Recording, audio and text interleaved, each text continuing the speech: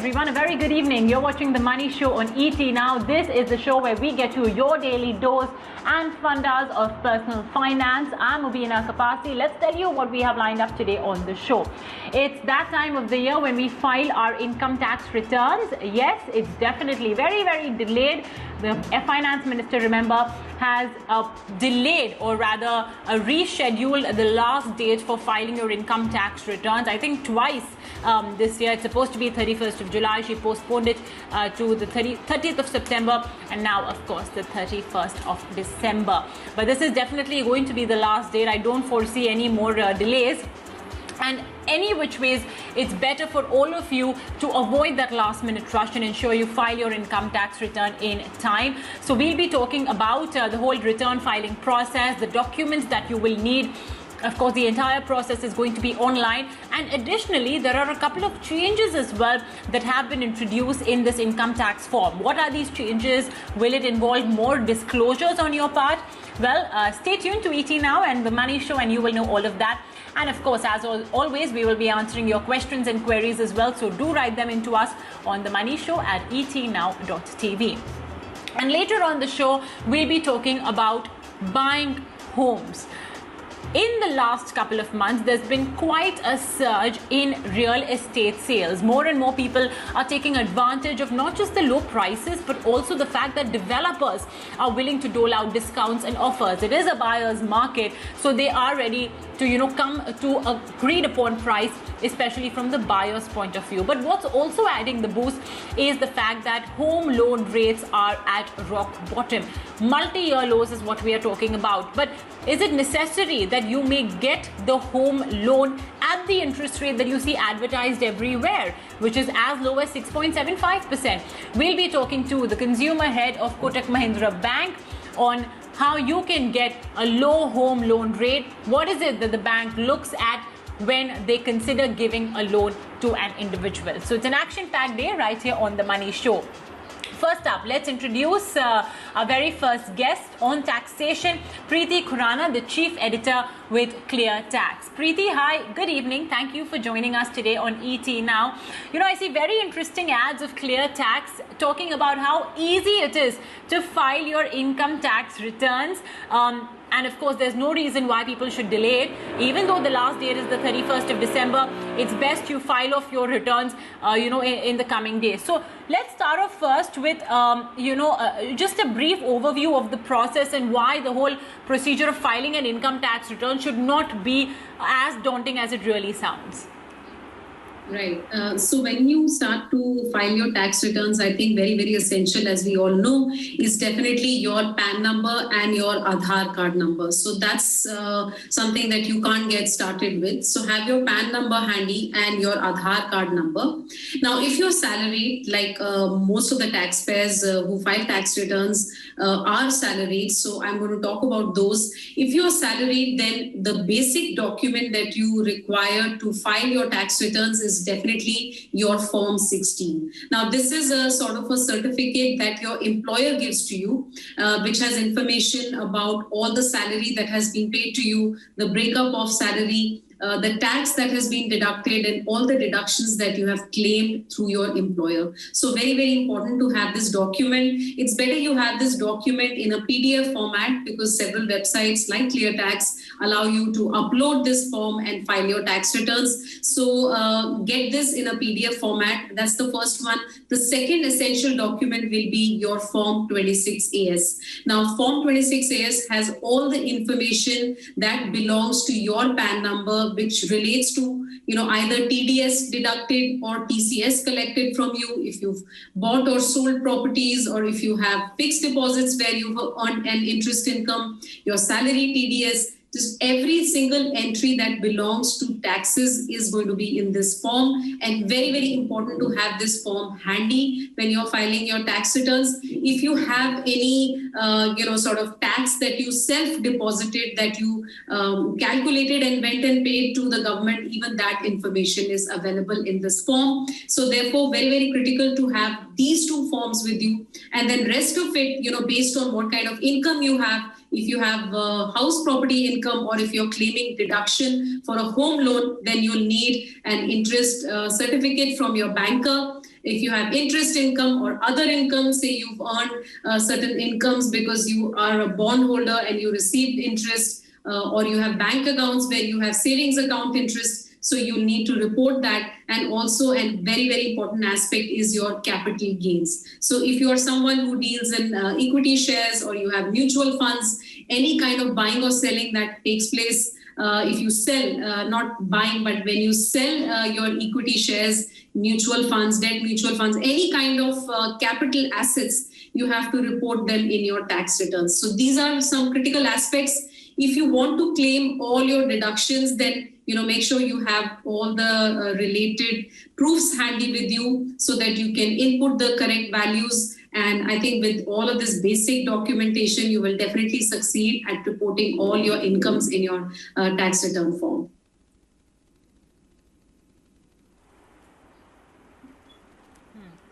All right. So the starting point, of course, is your PAN card, Aadhaar card. And then, of course, if you're salaried, I think the most important document is the Form 16. And for everybody, actually, regardless of what your source of income is, the Form 26AS now has become a Bible of sorts. Preeti, between FY19's income tax return and now FY20's income tax return, what have been the key changes? What should, tax filers brace themselves for in terms of additional disclosures that FY20's return requires, which FY19 did not? Right. So essentially, the process remains the same. Pretty much the same kind of documents are required. The same information is required. However, a couple of things that you need to keep in mind.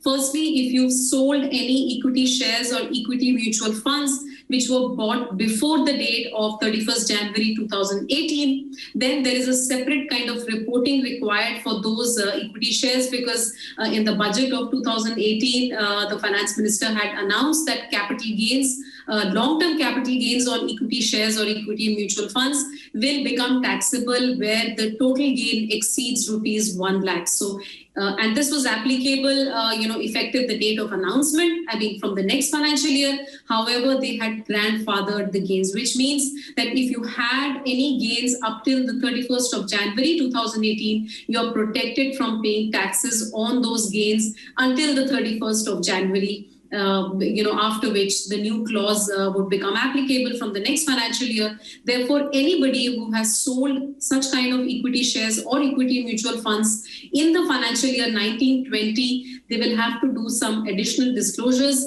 They have to provide, all the cost, the fair market value as on 31st January 2018, and of course the sale price. And you need to provide ISIN, which is a specific number associated with every scrip, every kind of equity share. So you have to provide that ISIN number, and you have to do a scrip-wise reporting. So this is some detailed information that has to be reported by all those who have capital gains from sale of either equity mutual funds or equity shares which were bought before the date of 31st January 2018. Now, other than this, another significant change, important change, was that the government made filing of tax returns mandatory in some situations. Usually, if say you don't have to file your tax return if your total income is less than 2.5 lakhs. But if you are such a person who's not filing because your total income is less than 2.5 lakhs, but you've done some specific activity, you are in one of these specific cases. The first one being that you have an electricity bill which exceeds rupees 1 lakh in the financial year, or you've spent rupees 2 lakhs or more for overseas travel for yourself or somebody else during the financial year, or if you've deposited rupees, a crore of rupees, 1 crore rupees in one or more current accounts in the financial year. So if you meet any of these three conditions, then even though your total income is less than 2.5 lakhs, you must go and file your tax returns. That's now required by the law. So this is, these are some of the important changes. Of course, there are going to be a couple of, a few disclosures here and there, but largely speaking, these are the things that you need to take care of. You need to make sure that you are in compliance, especially with all the information which is now required for capital gains reporting, as I just explained.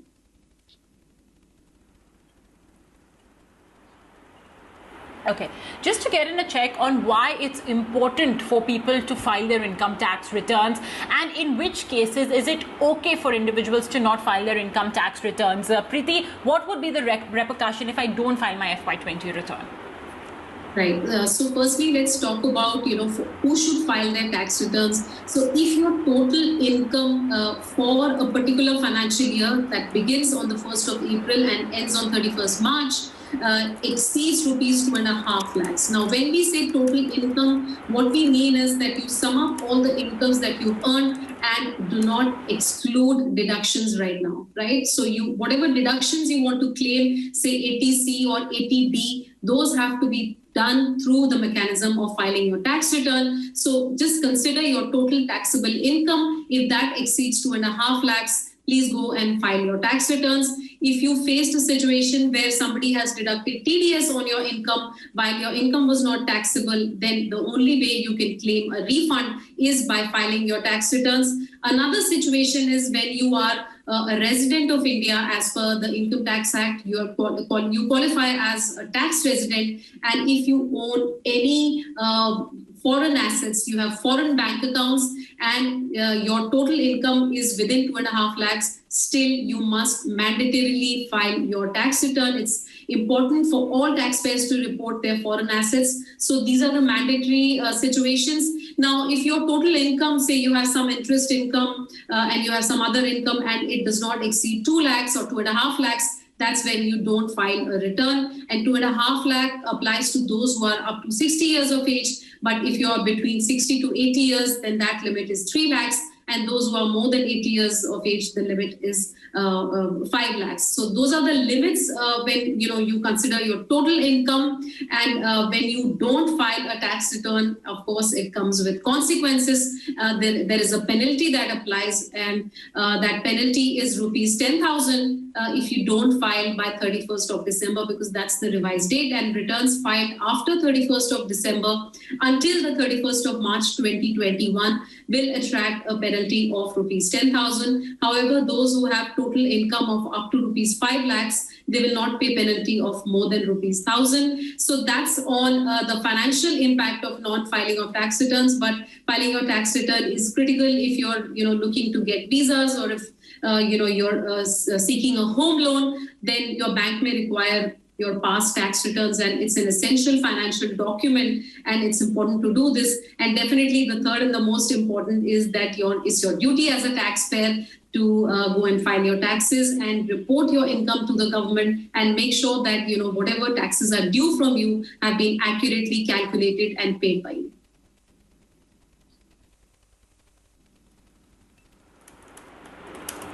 All right, so there you have it. That's everything you need to know about filing your income tax return for FY20, folks. Get right on it. Well, for now, we'll take on board some questions and queries we've received. You can always connect with us by writing in on The Money Show at etnow.tv. Our first query is from Somil Bajpai. He says, please give me information on how to show the money received from my PPF account in my savings account. I believe he has withdrawn his entire Public Provident Fund balance lying. I suppose he's eligible, of course, to do that now, because remember, there is a lock-in when you put money in a PPF. And now, of course, he's withdrawn the entire amount with interest and he's deposited in his savings account. He wants to know, Preeti, if he should show this money as income, should he show it under other income in the income tax return form? Basically, he's asking about disclosure. Preeti, what would you recommend Somil do? Your PPF account are completely free from tax. These are not taxable, so you don't have to pay any tax on it. Now, usually this is a large sum by way of receipt. You're receiving perhaps accumulation over a long period of time, and it could be substantial in terms of, credits to your savings account. Therefore, you may choose to report it under exempt income. This is exempt from tax. So no other disclosures required. Just go to the section where you report exempt income, and you can mention PPF receipts, and you can report this income in your tax return.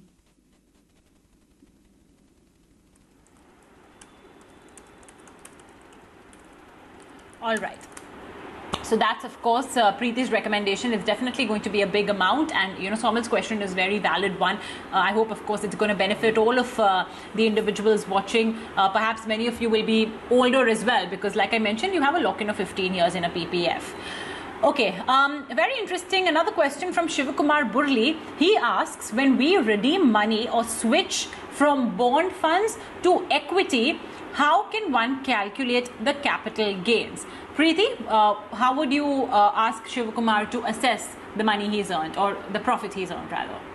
See, any kind of, rebalancing of your portfolio that you do by exiting a particular type of mutual fund and entering into another one, or any kind of reject to your portfolios, any such action is considered as redemption. This is a redemption. This is a sale of a capital asset. Therefore, firstly, you need to calculate the capital gains on what you've sold. So if this is a debt-based fund, if it's a bond, I'm assuming this is a debt-based fund, and therefore you need to apply the rules as applicable. If it's a long term, if you've held it for more than 3 years, then this will be long term. If it's held for shorter than that, then it will be a short-term capital gain, and therefore you need to compute your capital gains accordingly. You may have reinvested this in, say, equity or another kind of mutual fund, but there's no benefit to that. So if you've had any long-term capital gains from sale of debt mutual funds or bonds, then those have to be reported separately in your tax return, and whatever kind of reinvestment you have done of that kind of cash flow, no reporting is required for that.